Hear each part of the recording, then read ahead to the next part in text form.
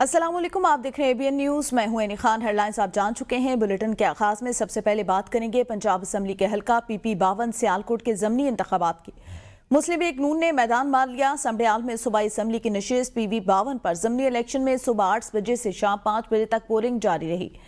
PP 52 Sialkot کے ضمنی انتخابات میں تمام 185 پولنگ سٹیشن کے غیر حتمی غیر سرکاری نتائج کے مطابق نون لیگ کی ہنا ارشد وڈائچ نے 78,419 ووٹ لے کر کامیابی حاصل کی۔ PTI کے حمایت یافتہ آزاد امیدوار فاخر نشاد گھمن 40,037 ووٹ لے کر دوسرے نمبر پر ہے۔ نون لیگی امیدوار ہنا ارشد نے میڈیا سے گفتگو کرتے ہوئے کہا، عوام نے مجھے سیاست کے لیے نہیں خدمت کے لیے منتخب کیا۔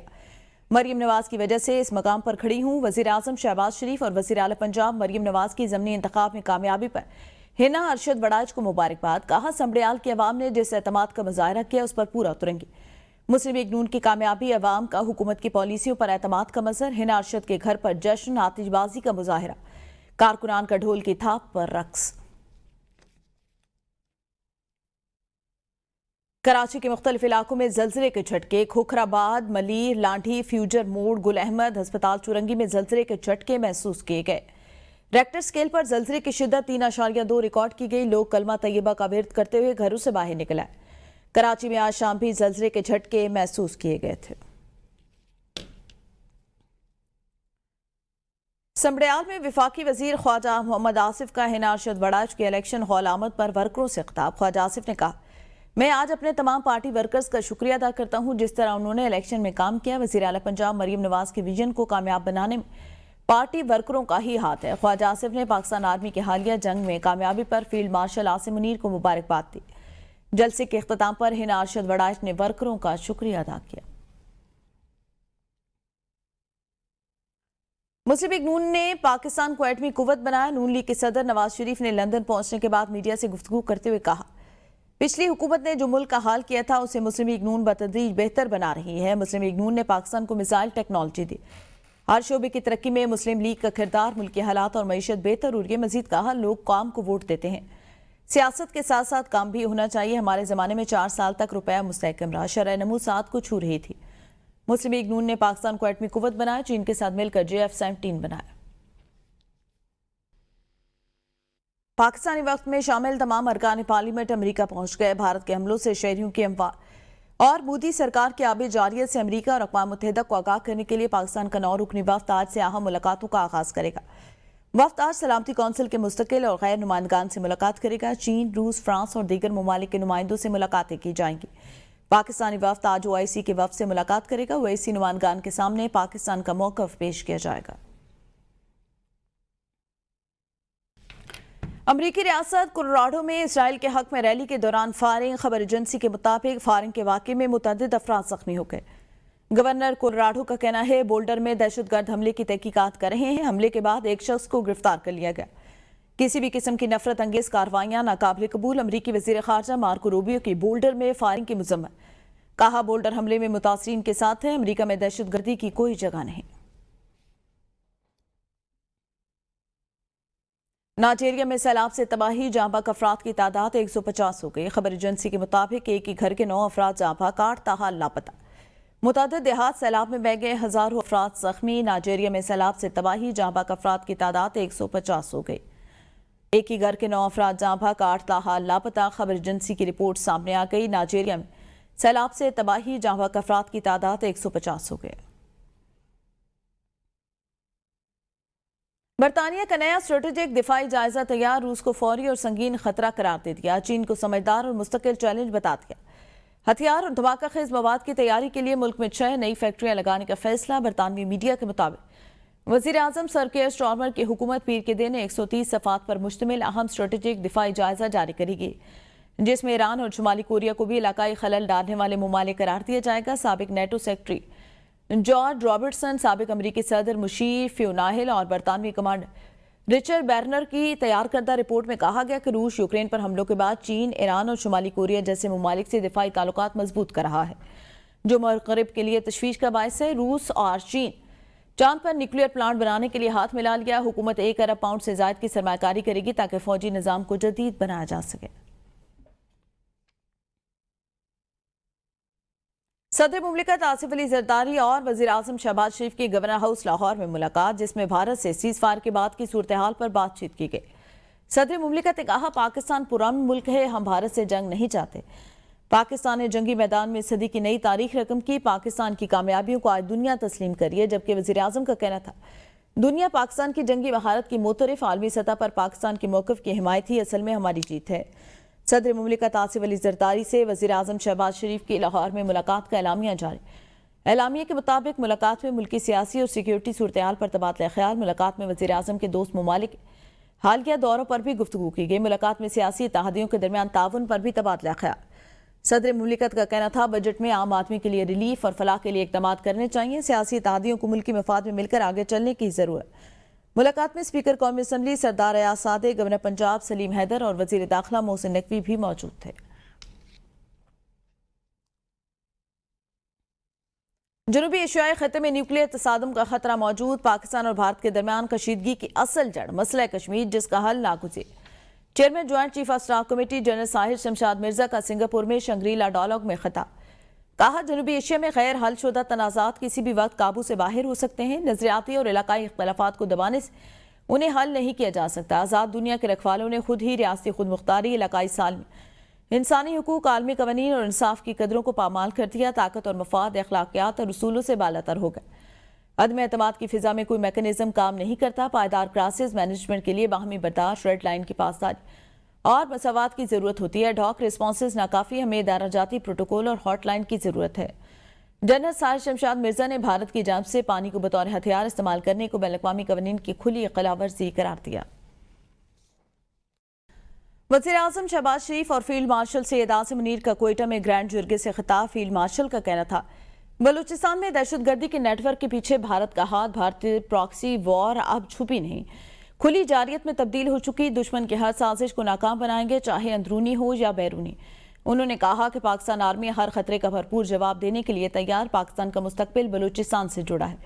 وزیر اعظم نے خطاب کرتے ہوئے کہا، بھارت بلوچستان میں تخریب کاری کے ذریعے امن و ترقی کو نشانہ بنا رہا ہے۔ فتنۃ الہندوستان جیسے دہشت گرد گروہ عوامی حمایت حاصل کرنے کی کوشش کر رہے ہیں۔ ان کا مزید کہنا تھا، ریاستی ادارے اور عوام کی حمایت سے دہشت گردی کے خلاف جنگ منطقی انجام تک پہنچائیں گے۔ افغانستان کا بھی پاکستان کے فیصلے کے جواب میں سفیر تعینات کرنے کا فیصلہ۔ ڈپٹی وزیر اعظم اور وزیر خارجہ اسحاق ڈار کا امیر خان متقی سے رابطہ۔ دونوں وزراء خارجہ کا اعتماد سازی کے لیے مل کر کام جاری رکھنے پر اتفاق۔ ازبکستان افغانستان پاکستان ریلوے منصوبے پر پیش رفت کے لیے قریبی تعاون پر اتفاق کیا گیا۔ پاکستان اور افغانستان کے وزراء خارجہ کا ٹیلی فونک رابطہ، اہم امور پر تبادلہ خیال کیا گیا۔ بھارتی فوج کے سابق افسر اور دفاعی تجزیہ نگار پراوین ساہنی نے بھارتی چیف آف ڈیفنس اسٹاف سے مستعفی ہونے کا مطالبہ کر دیا۔ کہتے ہیں، جنرل انیل چوہان کا بھارتی فضائی کے طیارے 2 دن گراؤنڈ رہنے کا اعتراف ان کے مستعفی ہونے کے لیے کافی۔ بھارتی فضائیہ کے طیارے مار گرائے جانے کی تصدیق کرنے کے بعد مودی سرکار کو نئے چیف آف ڈیفنس اسٹاف اور ایئر چیف کا تقرر کرنا چاہیے۔ ان کا کہنا تھا، انیل چوہان وارفیئر کو سمجھنے کی اہلیت نہیں رکھتے۔ پاک فضائیہ نے جنگ کے آغاز میں ہی فضا میں برتری حاصل کی، جس نے جنگ کا نتیجہ متعین کر دیا۔ جب سے مودی اقتدار میں آئے ہیں، بھارتی فضائیہ تنزلی کی طرف گامزن۔ بھارت کو ایسی سرکار کی ضرورت ہے جو جدید جنگوں کو سمجھتی ہو۔ ایسے اعترافات کے بعد آپریشن سندور کی کامیابی کا دعویٰ کرنا عجیب ہے۔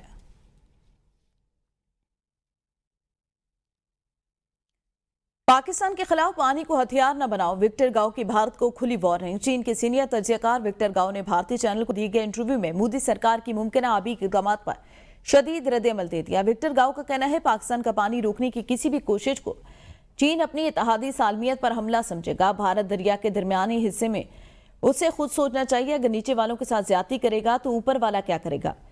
چین پاکستان کی سالمیت، خود مختاری اور قدرتی حقوق کے مکمل تحفظ کا حامی۔ دفاعی ماہرین کے مطابق اگر بھارت خطے میں آبی توازن کو بگاڑتا ہے تو چین برہما پترا کارڈ استعمال کرے گا۔ ماہرین کا کہنا تھا، چین کی کھلی حمایت پاکستان کی سفارتی فتح اور بھارت کی تنہائی کا ثبوت ہے۔ ترکی میں بھارتی یوٹیوبر کو سستی شہرت حاصل کرنے کا جنون گلے پڑ گیا۔ ایک سٹور میں بھارتی جھنڈا نہ ہونے پر گالم گلو، خواتین کے لیے نازیبا الفاظ استعمال کیے، مخلقات بکیں، گالیاں دی اور رشتوں کا تقدس بھی مجروح کیا۔ گھٹیا سوچ کا حامل بھارتی یوٹیوبر اپنی حرکات کی ویڈیو بناتے ہوئے دکاندار کا مذاق اڑاتا رہا۔ اس کے خیال مہذب شریف النفس ترکیہ کے دکاندار کمزور تھے جو اس کی اونچی حرکتوں پہ رد عمل نہیں دیتے۔ ویڈیو میں دیکھا جا سکتا ہے کہ اس کی ساتھی لڑکی بھرپور انداز میں اس کا ساتھ دیتی رہی۔ ترکی کے حکام نے واقعے کا نوٹس لیتے ہوئے بھارتی یوٹیوبر کے خلاف کارروائی کا آغاز کر دیا۔ ایشین ایتھلیٹک چیمپئن شپ گولڈ میڈلسٹ ارشد ندیم وطن واپس پہنچ گئے۔ گزشتہ روز ارشد ندیم نے جیولن تھرو کے ایونٹ میں گولڈ میڈل جیتا تھا۔ ارشد ندیم نے جنوبی کوریا میں ہونے والے فائنل میں 86.40 میٹر کی تھرو کر کے گولڈ میڈل جیتا۔ پاکستان نے ایشین ایتھلیٹک چیمپئن شپ میں 52 سال بعد گولڈ میڈل اپنے نام کیا۔ سیاست ہم پر چھوڑ دیں، صدر آصف زرداری کی پاکستانی کرکٹر سے التجا۔ پاکستان اور بنگلہ دیش ٹیم کے کھلاڑیوں سے گورنر ہاؤس لاہور میں ملاقات کے دوران صدر مملکت نے دونوں ٹیموں کو شاباش دی اور بنگلہ دیشی ٹیم کی حوصلہ افزائی کی۔ جب وہ پاکستان ٹیم کی طرف پلٹے تو کھلاڑیوں کے سامنے ہاتھ جوڑ لیے۔ صدر زرداری کہتے ہیں کہ آپ لوگ اچھا کام کر رہے ہیں، اس لیے سیاست چھوڑیں، یہ ہم جیسے لوگوں کا کام ہے جو 14 سال قید کاٹ سکتے ہیں، آپ ایسا نہیں کر سکتے۔ ان کی اس بات پر کمرے میں موجود کھلاڑی بشمول پاکستانی کپتان سلمان علی آغا نے کہا لگا دیا۔ Team goes, mashallah, you are playing well. Leave politics out, please. For once, leave the politics to us. People like us who can go to prison for 14 years. You can't. So, Allah is great. Hope both of you teams have successful careers. All you youngsters have. Pakistan کی معاشی صورتحال پر عوام کے اعتماد میں اضافہ۔ پاکستان کا consumer confidence index 6 سال کی بلند ترین سطح پر پہنچ گیا۔ افسوس نے معاشی بحالی اور عوام کے اعتماد پر سروے رپورٹ جاری کر دی۔ رپورٹ کے مطابق 42% عوام کہتے ہیں ملک صحیح سمت میں گامزن۔ 29% شہریوں کا ماننا ہے ملک کی معیشت 2019 کی نسبت مضبوط ہوئی۔ 37% شہری سمجھتے ہیں آئندہ 6 ماہ میں معیشت مزید مضبوط ہوگی۔ رپورٹ کے مطابق ملک میں سرمایہ کاری اور خریداروں کا اعتماد بلند ہوا۔ دیہی علاقوں میں بھی خواتین اور نوجوانوں کا معاشی اعتماد بحال ہوا۔ رپورٹ کے مطابق پاکستانیوں کا معیشت کی بحالی کے حوالے سے یقین بڑھا ہے۔ اہم خبر دیں، بجٹ سازی کا عمل اہم مرحلے میں داخل۔ بڑے معاشی اہداف کے تعین کے لیے سالانہ منصوبہ رابطہ کمیٹی کا اجلاس کل طلب کر لیا گیا۔ سالانہ منصوبہ رابطہ کمیٹی کے اجلاس کی صدارت وزیر منصوبہ بندی احسن اقبال کریں گے۔ اجلاس میں وفاقی وزارتوں کے ساتھ ساتھ 4 صوبوں GB اور آزاد کشمیر کے نمائندے شرکت کریں گے۔ ذرائع کے مطابق آئندہ مالی سال کے لیے مہنگائی کی رفتار 7% تک رہنے کی تخمینہ۔ آئندہ مالی سال اقتصادی ترقی کا ہدف 4.2% رکھے جانے کا امکان۔ اجلاس میں آئندہ مالی سال کے لیے 1035 ارب روپے کے وفاقی ترقیاتی پلان کی منظوری دیے جانے کا امکان ہے۔ وزارت مواصلات کے لیے 170 ارب روپے، ڈیموں اور نہروں کے لیے 140 ارب روپے مختص کرنے کی منظوری کا امکان۔ پاور ڈویژن کے لیے 105 ارب، اعلیٰ تعلیم کے لیے 50 ارب روپے خرچ کرنے کی تجویز۔ APCC فیصلوں کی توسیع۔ قومی اقتصادی کونسل کے اجلاس 6 جون کو شیڈول۔ قومی اقتصادی کونسل میکرو اکنامک اہداف اور ترقیاتی پلان کی حتمی منظوری دے گی۔ پاکستان اور IMF کے درمیان ورچوئل مذاکرات۔ حکومت پاکستان نے IMF کو تنخواہ دار طبقے کو ریلیف دینے کا پلان شیئر کر دیا۔ IMF نے مجوزہ پلان پر اصولی اتفاق کر لیا، تاہم مزید غور و خوض کرنے پر بھی اتفاق۔ ذرائع کے مطابق مجوزہ پلان پر عمل درآمد سے تنخواہ دار طبقے کو 60 ارب روپے کا ریلیف دیا جا سکے گا۔ FBR کو اس ریلیف کے بدلے 7 ارب روپے کے اضافی ٹیکس عائد کرنا ہوں گے۔ IMF نے 10 لاکھ سالانہ آمدنی کو ٹیکس چھوٹ دینے کی تجویز سے اتفاق نہیں کیا۔ 1 لاکھ روپے تک ماہانہ تنخواہ پر 5% ٹیکس کی شرح 1 سے 1.5% کرنے پر بات چیت جاری۔ باقی تمام سلیبز کے لیے تنخواہ دار طبقے کی ہر آمدنی کی سلیب میں 2.5% کمی کی تجویز ہے۔ پشاور کے تاجروں اور عام دکانداروں نے آنے والے وفاقی بجٹ پر ملے جلے رد عمل کا اظہار کیا۔ ان کا کہنا ہے آئندہ بجٹ میں بھی غریب طبقے کو کوئی ریلیف نہیں دیا جائے گا۔ بجٹ تو امیر طبقے کے لیے پیش کیا جاتا ہے۔ وفاقی حکومت کو بجلی، گیس سمیت ٹیکسوں میں خصوصی ریلیف دینا چاہیے۔ کو جو بجٹ پیش ہو رہا ہے تو ہم عوام جو ہے وہ حکومت کی طرف سے یہ توقع رکھتے ہیں کہ عوام کو اس میں زیادہ سے زیادہ ریلیف ملنا چاہیے، خصوصاً بجلی کے بل کے جو ریٹ ہیں، ٹیرف ہیں، وہ چلیے اپنے لیے پیش کر رہے ہیں۔ عوام کو ریلیف نہیں ہے، ہر چیز دن پر دن مہنگی ہو رہی ہے، عوام پریشان ہے، مہنگائی بھی ہے، حالات بھی ناساز، لوگوں کی قوت مدافعت بھی کم ہے۔ بازاروں کا کیا حال ہے دیکھیے، خاموشی ہے، عید کو 5-6 دن رہ گئے ہیں، خریدار بھی نہیں ہے۔ مطلب بجٹ نہیں، عوام کے لیے بجٹ نہیں ہے۔ خاص طور دکانداروں کو تو کوئی ریلیف نہیں ملے گا، یہ تو ہمیں پتہ ہے۔ جیسے آپ کو پتہ ہے کہ ٹیکسوں کی بھرمار ہے، رنگ برنگی ٹیکس ہیں، اور اس کے علاوہ جو ہر چیز مہنگی ہے, ہر چیز کی گرانی ہے. اللہ سے امید رکھتے ہیں کہ اس بار جو بجٹ پیش آئے گا, امید رکھتے ہیں کہ اس میں عوام کو ریلیف ملے گا. کہ جو بجٹ آتا ہے اس میں ریلیف نہیں ملتا ہے, مہنگائی ملتی ہے. جب تک ہمارے اوپر IMF کی تلوار ہے اس وقت تک یہ کوئی بھی حکومت آ جائے کوئی ریلیف نہیں دے سکتی ہے.